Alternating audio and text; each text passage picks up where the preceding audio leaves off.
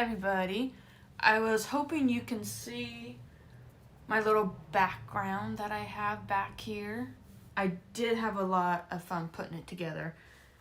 I have a shelf from my grandma's house over here. So this little section here was over there and I had to move it. So in today's reading, we are going to be reading chapters 35 and 36 out of Awakened Evil. So,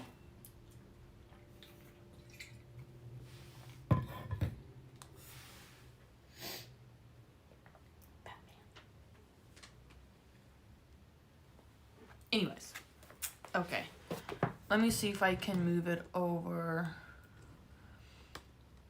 Okay, I just wanted you guys to see that. Okay, so if you're now tuning in, my name is Ashlyn-Bell, and I am the author of the Keeper of Souls series and the Sword of Realms series, which the first book is out, Guardian, and the second book, I am actually working on it, and I had a late night last night. I didn't go to bed till like almost 11, so I am like really excited to get it done and get it published. This is going to be chapter 35 in Awakened Evil. Batman? Okay. Madison scanned the remaining clothes in her suitcase. A light pink see-through shirt hung out to the side. Richie always liked that color on her. She held it out in front of her and smiled. Buttons lined up the front. Oh God, what am I doing?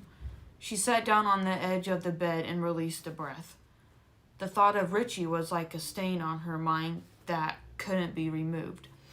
She didn't want to remove it either, but was she doing the right thing by going to Richie's house?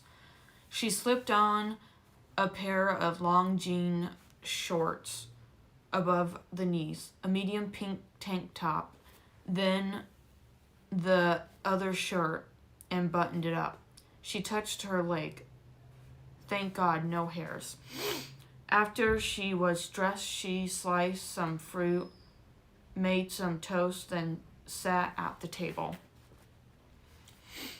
Her mom stepped out of the bathroom and sniffed back her tears, a used tissue in her hand. It broke Madison's heart to see her mom this way. Hopefully it would all end soon. She sat down at the table and wiped her eyes again. It's good to see you.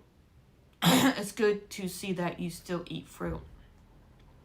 I love fruits, Mom. I wish Keegan would have ate them, she said, then took a bite. Her mom giggled and covered her mouth. He always ate chips, drank pop, and sweets as well. And Mom, don't forget about your baking. Yeah, but baking has been in the family for years. And I thank you for baking the healthy stuff as well. The fruit cake recipe will never get old. Her mom smiled again. I can bake some fruit for you whenever you want it. He always ate all the fast fattening stuff and still stayed so skinny. Yeah, but you have to remember, he played sports in middle school. He stayed fit just like you. Her mom opened the fridge door. After Madison finished the last piece of bread, she put the bowl and plate in the sink, then slipped her sandals on. Mom, I'm going to go see Richie after I leave the school.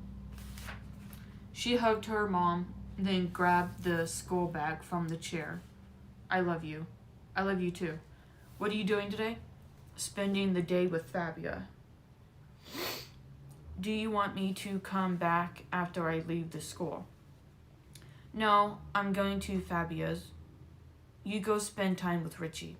It's been a while since you two have been with each other. I thought you didn't want me to speak or sneak over to a boy's house.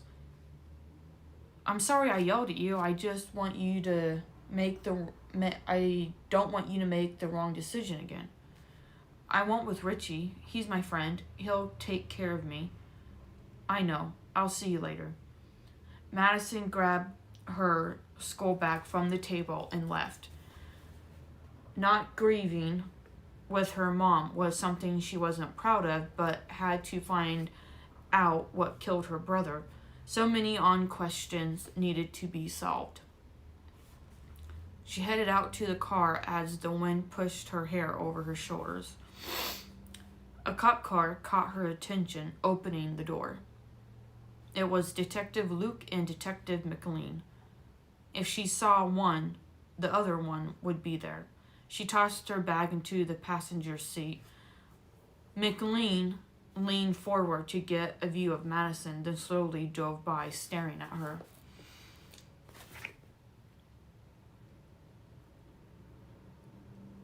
Oh, Batman. She got into the car and closed the door. Glancing in the rear view mirror, she waited until he disappeared around the corner. Madison pulled out of the parking space and drove down the road. Madison arrived at the school and parked in the far back, away from the other students, afraid someone might open their door and hit her car. She grabbed her bag and got out, then walked down the sidewalk to the school. Most of the students were already in class. She didn't want them looking at her as if she caused her brother's death. She walked into the office and sat down. No one was at the front desk. As she sat there, a feeling of being watched overcame her. Chills sprinted through her body. Goosebumps traced her arms and up the back of her neck. She turned in the chair and looked out the large piece of glass behind her.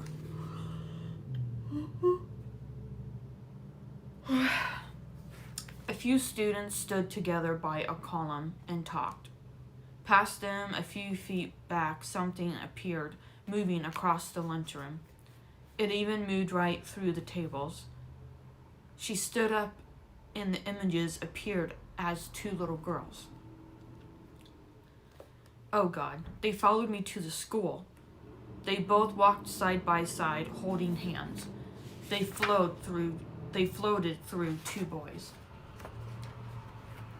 They both shook and rubbed their hands together, then walked away. It's always cold in this school, one said. They better get the heat turned on soon. Fall will be here, the other said. Madison took a few steps back and stopped by the front desk. A hand touched her shoulder. Madison? She flinched. It was the front desk lady. Your homework, she said, placing it on the corner.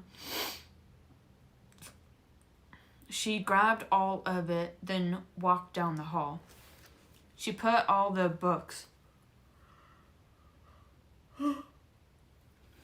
and papers in her bag. She then looked behind her and stopped. The two little girls followed her down the long hallway. They floated right past a group of girls. A couple sheets of paper flew off her books and landed on the floor. Madison, the blonde one said. Don't run, the other one said. Madison turned around and ran down the hall. She rushed out into the parking lot. The two little girls floated through the double doors, staring at her. Madison hurried to her car and got in. Before she started the car and pulled out, the two little girls pressed their hands against the window. Please, Madison, she's coming. Madison stared at them, their eyes locked. Your brother, the blonde one said. Has awakened her. Okay, let me reread this. Your brother, the blonde one said, has awakened her, the dark-haired one said. Awakened who? The witch, they said at once. The witch? What witch? Who were they talking about? Madison drove down the road thinking about what the two little girls said. Your brother awakened her, the witch. She stopped at a red light and realized Keegan did awake the witch. If so, why? What witch? From a long time ago, to get her or his revenge. Chapter 36. Keegan sat in the middle of the sidewalk by the front yard like he used to do after his dad passed. Before his passing, when he was sick, he always sat there hoping Dad would come home with Mom. But one day she came alone. The tears and the sadness in her eyes gave it away. It was a memory he would never forget. He stared back at the house and knew he shouldn't be sitting around and was supposed to be doing his quest. But how could he when he awoke the witch and she's out to get his family? Terrence, can you do something for me? What? Can you go through a mirror and check on Olivia and make sure she's okay? Why would the witch be after Olivia if you lit the candle? You're the one she wants, not Olivia. Olivia was a victim of the witches after she made the wish. Well, every time we go and see her, she's fine. A little freaked out, but other than that, but the witch might hurt her. And she hasn't yet. And besides, she seems like a smart girl. I'm sure she probably has the lighter and the witch's house connected together by now and knows the truth. And she hasn't yet, Keegan. And by the way, she has that boyfriend to protect her. It's my quest, my job. Dad is right. I need to finish the quest. All right then, Terrence stood up just as Keegan did. Let's just tell Olivia. I don't want to scare you, but I lit the candle and awakened the witch, and I'm sorry. Please don't be mad at me. Keegan stared at him, biting the side of his lip, then shrugged. That sounds easy enough. Let's go then. Keegan and Terrence started down the sidewalk side by side. After you tell Olivia the truth, I'm sure we'll be welcomed in heaven's arms. You mean God's arms?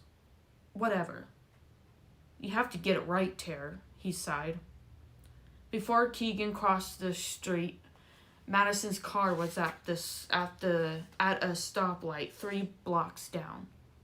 Oh no. I'll get used to it, Keeg, he said. This is all new to me.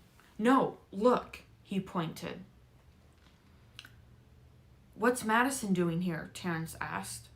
He stood there hoping she would pass the house, but she didn't. The car slowed down and drove into the alley where he used to sneak off to. Keegan hurried up the yard, then stepped through the front door and walked into the living room by the staircase. Terrence behind him. Everything still looked the same.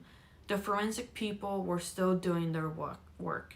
Rolls of plastic laid in the living room floor, a black suitcase sat by the front door. Before heading upstairs, 2 people in white uniforms came down the steps with a plastic bag in each hand. Keegan stood to the side, pulling Terrence with him. One grabbed the black suitcase that sat by the front as the other opened the door and stepped out. The door closed. Keegan walked up the staircase and came to a halt, seeing the hallway. Where do you think she is? Terrence asked. Keegan shook his head. I don't know. He stopped in front of his bedroom door and opened it. How did you do that? Terrence followed Keegan in the room and saw the blood stain on the floor. Holy crap, dude. She really did kill you. Keegan rolled his eyes. You just now figured that out? He walked over to the window and pulled the curtain back. Madison stopped at the red light. Madison came back. Okay, that's it. So, let me look. Okay, so Madison just got a visit from the two little girls, Eleanor and Margaret. They are the daughters of two witches, which I will be introducing to in Wicked Curse. And these two little girls, like I said, are starting to become a big part of the story because they know the truth of what really happened and how this all started. And Batman is sniffing Spook's ashes right now. I'm pretty sure he knows that she's in there. Right, Batman? Batman. Batman. Can you sense Spook in the bag? Okay. So anyways, I lost my train of thought. Oh yeah, the two little girls are starting to appear to Madison. And at first, Madison has no clue and no idea why. Well, then the two little girls had followed her out to the car and gave her a big hint. Your brother has awakened the witch. And at first, when I wrote this chapter, I didn't know if I wanted to have them tell her that because I had other chapters that I needed to finish, and I had other chapters that weren't even like written yet, and I was like, maybe this is a good time, and then I can get the story going a lot faster. And when I done that, the story was actually going like really smooth. And then she leaves the hotel, she goes to the school, she sees the two little girls, and then she wants to try and figure out who or what killed her brother, because it was a homicide and they could not find any evidence of a human doing it. So they figured out, okay, it's a homicide. Well, then she decides, well, I'm going to go to the house and I'm going to figure it out myself. In the next chapter, chapter 36, is from Keegan's point of view, and he doesn't really want, at this moment, he doesn't really want to try to figure out this quest, why it's happening, and he just wants to stay with Mom and Madison. And his dad said, no, you need to finish the quest, you gotta solve this. You know, you're the one that had to go to the witch's house with your dumb friends and light the candle and bring her back alive. Right there, that's why I called it Awakened Evil, because Inga is evil and she gets awakened. So that's why I named it Awakened Evil. And so Terrence is still learning to be a ghost. He still gets a little confused, like, when he said, so when this is all over, we can go into heaven's arms. And so he's just still trying to understand what it to be a ghost, you know? Because when we first meet, not when we first meet them, but after Keegan dies, Terrence dies, and then Keegan has to put up with him in the afterlife right now, and Terrence is being like a pain and he's being stubborn, and Keegan has to deal with it. And Keegan's trying to help him be a ghost, how to open doors, how to walk through the walls, and how to lift things, move things. And Keegan already knows like all of this because after his dad died, Keegan was into like the afterlife and what happens like when you die and stuff. And Terrence was not into that. He did not know anything about it. I mean, he's seen it in the movies, but he didn't read about it. He didn't research it like Keegan does. So they're sitting in front of the house, and he, like I said, he doesn't want to do the quest, and then Terrence is like encouraging him to do it. Well, when Keegan decides to do the quest, they have to go back to Winnipeg where Olivia is. because she's going to the University of Winnipeg at a college in Canada. And Keegan and Terrence sees Madison driving down the road. And Keegan's like, oh my God, what is she doing here? And she pulls into the alleyway where that was like Keegan's greatest escape. If he would fight with his sister or his mom or whatever, he would like sneak out the alleyway. He wouldn't go in the front. He would just go through the alleyway that goes down. And so Madison went into there, and he's like, what is she doing here? And Keegan's like, I don't know. So that's where we are leaving off. And the next chapter I'm excited to read.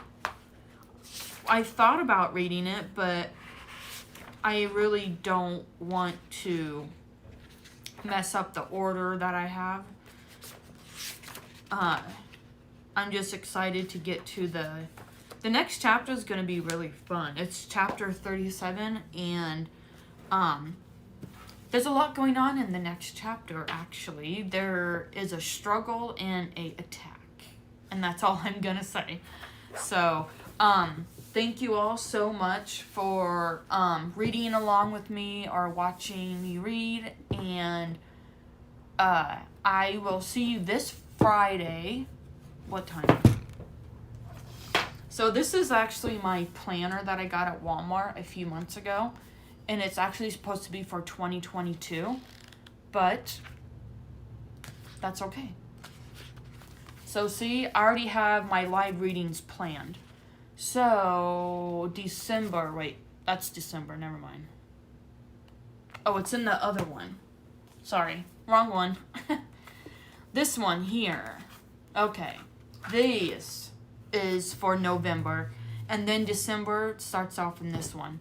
So these are all of my plans right here.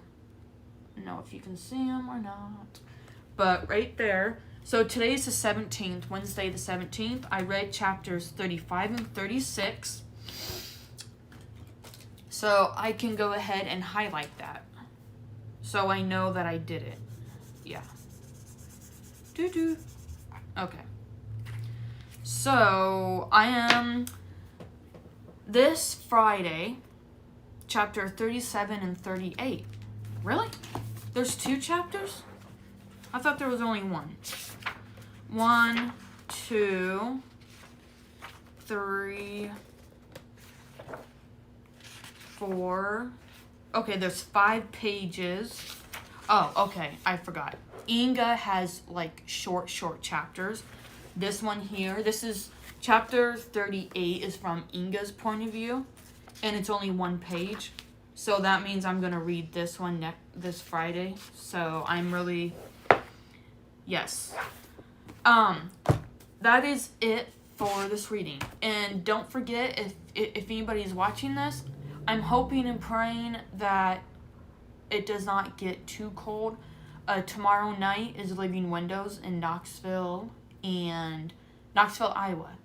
I know some of my followers live out of town and out of state, so I am doing a Living Windows. I'm just going to be set up outside in the parking area in front of Candy's Flowers. And if it's going to be too cold and too windy, then I probably won't set up outside. I'm hoping that it'll be nice enough to where I can just sit out there, is what I'm hoping. So, I really like to do events in my hometown. I'm just excited to do it. So, have a great day, rest of your evening, and I will see you Friday.